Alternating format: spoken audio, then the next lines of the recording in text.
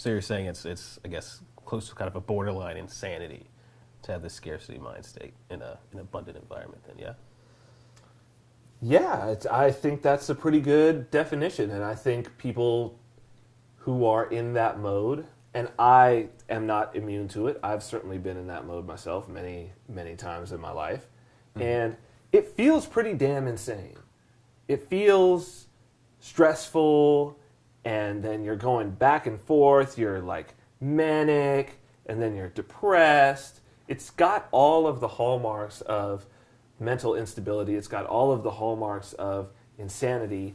And, you know, I think it's even more reinforced by the fact that here you are walking around and your subconscious is reminding you that you actually are in an abundant mindset, or you actually are in an abundant environment, I should say, and that you are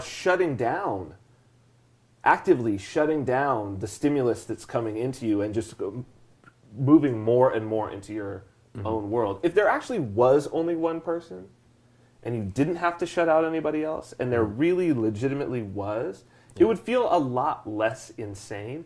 But because the chances also would be that there would be, you know, a lot less competition, and honestly, they probably would be a lot more into you. I mean, if you're the last two people on Earth, something's got to give. Yeah.